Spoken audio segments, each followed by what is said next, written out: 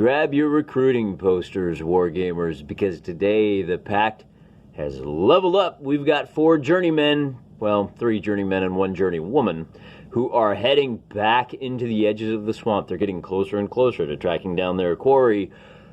But we need to recruit some help, because we're facing all that. We have got some exciting villains here. In addition to our pistol-packing lizard men, well, in the back here we've got our hordes. No vermin today, that's going to be a problem.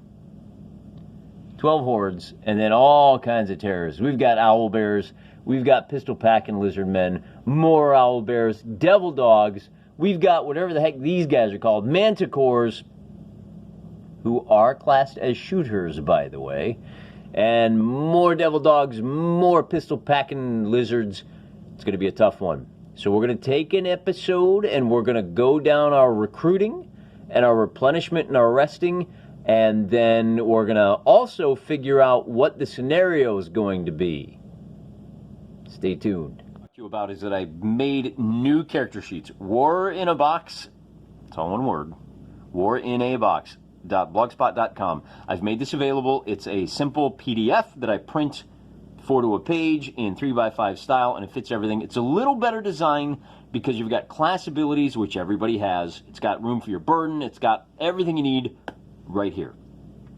Before we get into the leveling up, I want to talk about the burdens for a minute because I got an issue. Now, Don Cossack has to pray for the souls of the fallen. He still has to do that 4 more times, and he can't do that to vermin. We decided that vermin are just rats. You don't pray for dead rats.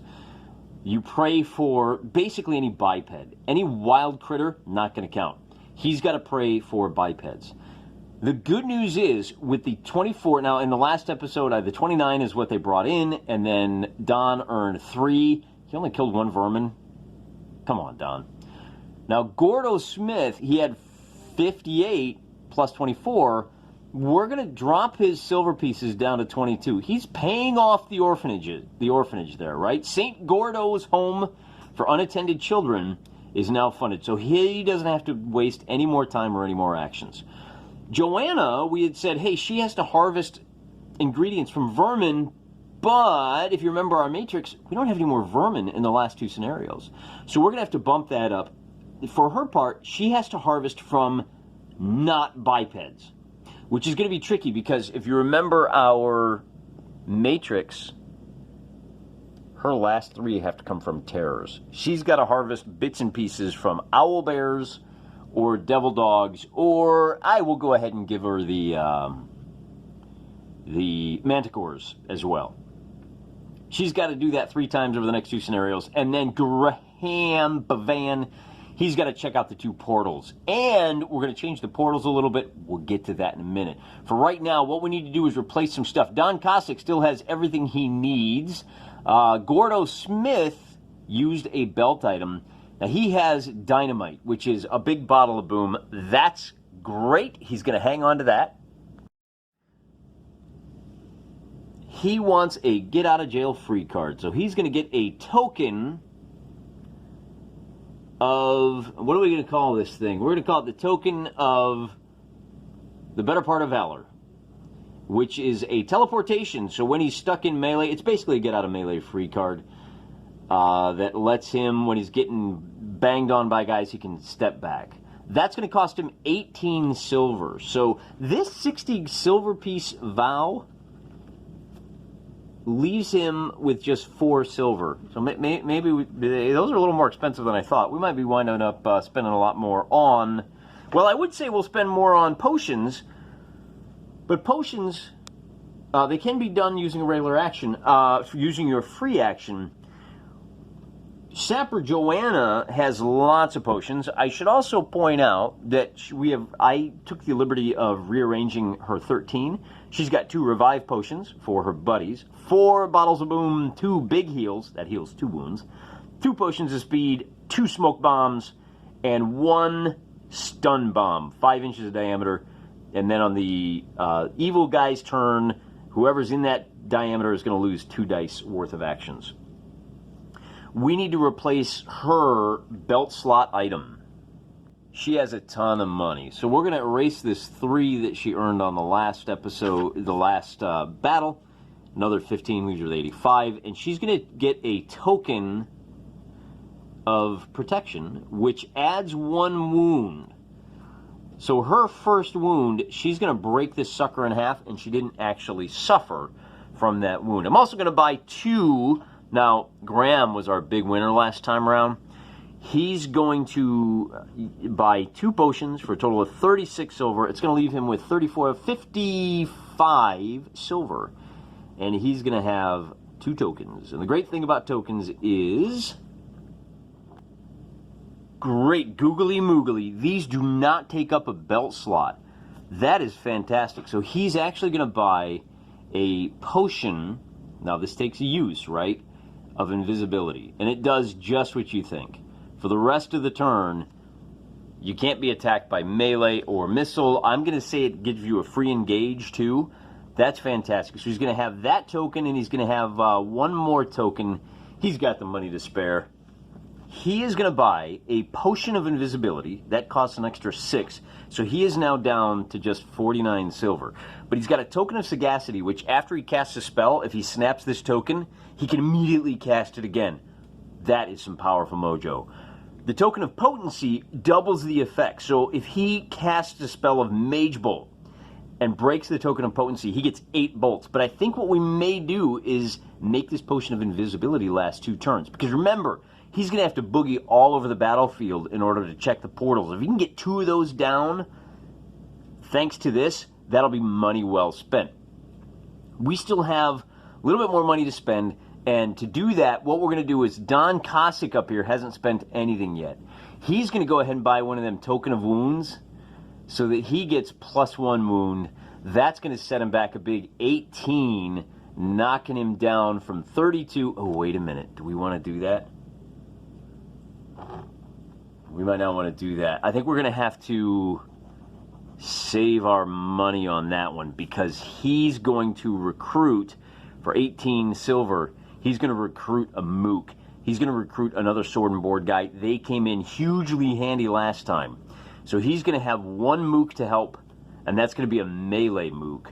And then old Joanna is going to buy, she's got 85 silver, old Moneybags here is going to spend another 36. So she's going to get a melee mook and a shooter mook, which means we're going to have a total of 3 helpers on this particular battle. That's going to be another 36 for her. Oh, I have to do math. It's going to be 79, 49. So she's only down to 49. Look at that. That's why wouldn't you spend the money? I mean, she could load up on tokens, except you're limited to 2. I think that's good. So here's our 2 melee mooks. Same 2 guys we used last time. And let's take a look at our shooter mook, who's going to be entering with Joanna. He looks a little something like this blurry fella right here. Here are the boys in yellow. One of these melee guys is Don's buddy, and the other 2 are going to be bodyguarding our resident bomb-throwing maniac. We lost the 2 last time. These guys, and I did things a little bit wrong. I did a lot of things wrong last time for some reason. I think I've been playing too many Andreas Filigoy games. I was rolling activation for the bad guys, which is completely wrong. They automatically activate. You don't roll to see if they attack. You just make the attack roll. The other thing I did is these guys are actually the same as hordes. They get 2d8 for their actions. They get their free move. They get to take 2 actions. We're going to do that this time. They're going to move to complete the objective or to bodyguard the nearest ally, except for him. He's not going to get stuck in melee. He's going to try to stay like 9 to 12 inches away. His range is 18 inches. Our tracker, Gordo over there, he's got a range of 24. So let's take a look now. With all that done, here's our... I think I redid the spells here. You can see we've got 4 Mage Bolts, 2 Fire Furies, which uses... There we go. The Teardrop template. Everybody under the template, if they're touching it, they have to make a 6+ dodge defend roll. And then I also have a small template. So anytime we roll a small template, we're going to be using this guy. For the big bottles of Boom, for that, it's going to be the 2.5-inch radius. I don't have one of those. We're just going to use the ruler. And of course, as always, for our, we got a couple of evasion spells. Now the evasion is a 6-inch move. The get out of melee free potion is a 3-inch move. We got 2 fire barriers. These barriers, when you move through them, they do an automatic D8 hit. No, you know what? We're going to do it the same as the teardrop. It's going to be a D6 hit. And then you have to save on a, let's call it a 5+ when you move through. Automatically on a 1 through 4, down you go. And then heal, we heal 2 wounds and we have 1 resurrect. So if anybody goes down, it's a touch spell. He runs up, slaps him in the face. Clear! Ka-choon! Magic paddles, back on his feet. Let's take a look at the battlefield, shall we? Look at this terrain. Man, it looks fantastic. We've got some civilized lands on this side of the road that kind of bisects. Our heroes are going to come in from this side. Everything over here, all the clear spaces are dry land. You move through it, no problem. The only way to cross this river right here, this is deep, it's a crevasse, it's a raging river. The only way to cross it is via this little gap right here. Very interesting. The road is just open ground, and then over here in the back we've got some cliffs that take a move action to get up. You got to make a move check if you want to climb those cliffs. They're low, but it's just one more thing to have to deal with. Over here, see the little skiff that's run aground? All the green land space is water, cuts movement in half for everybody. The trees, of course, are giant trees, block line of sight. So you can see we've kind of moved into the edge of the swamp here, which is nice. These you move directly. You can't move over the obstacles, or I guess the obstacles cost a full inch to move across. So in other words, to get from here to here would normally cost 1 inch. It's going to cost 2 inches to move that 1 inch. So that's going to slow you down. It is cover for the sake of shooters. We're going to have a lot more shooters than usual. One more thing to be aware of. I get confused a lot. I can never remember whether that's 1, 2, 3, and 4 for the spawn points. So today, I'm actually going to use 8 spawn points. I'm going to use my scatter die. And that means that there's no confusion. That is north over there. When they spawn in the south, they're going to spawn down here. When they spawn in the north, they're going to spawn on the road. That's important. Otherwise, it's going to be the corners. So the corners are going to be a little bit further away when they spawn, which might be not quite what old Patrick Todoroff had in mind, but he also had in mind, it's your game, do with it what you want. So that's what we're going to do. I think that's everything. Oh, no, we do have our swamps here. There's room to kind of get between them, but you can't move through those. The hedges are obstacles. They behave as obstacles. Let's go to the rules real quick. All right, all of the rocks and the small tree stumps, those are going to be obstructions. If you're hiding behind it, the attacker has a -2 to his die roll, or a +2 to his toughness number. All of the hedges, though, are light cover. So in addition to that -2 to the attack roll, if you're hit, you get a +1 to your dodge defend. Likewise, these cliffs over here, they're only about waist high. We're going to treat them like hard cover, meaning you get a +2 to your dodge defend if you're hiding on the downhill side and being shot at from the uphill side. But if you want to clamber up and over, it's going to cost you an extra inch of movement to get over those.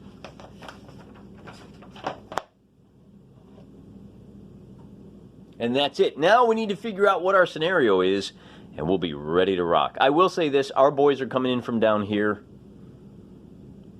So for Graham's vow, it's going to be easy. He's going to be able to knock one of them out right here. But the other 2 points are here, like on the far side. And then that third one, I tell you what, why don't we go ahead and move this boat? This is the beauty about talking this through with you. We're going to put this boat over here, and that's going to be the spawn point over there. So Graham has to do 1, 2, 3, 4. And we still need to figure out what our scenario is, so let's roll some dice. Let's take more of a model's eye view as we roll our dice to see what our scenario is. On a 3, we are down to rescue retrieve. Players should set up 4 medium-sized terrain items in a 12-inch square centered on the middle of the mission area. Oh, this is the search. All right, this is a good one. I've got 4 chips here, and I don't know which one is which here. I don't know which one is the happy face. We've got 1 happy face, 2 bland faces, and a mad face. The mad face is going to be interesting. We'll just set them up 1 here. That'll force our boys. 1 over here. We're going to put 1 up here on this cliff, and then we'll put our 4th one over here. So they're all kind of centrally located. And what you're going to have to do is go do an interact with each one. And I like this scenario because it's going to force us to get over here into the bad swamps. In fact, let's go ahead and put this, I'm going to put it right there. I'm really going to be playing this on hard level today. Our guys start here. That's going to be tricky. So, well, it might be, right? If this is our happy face, we're going to get in, get out, win the battle right away.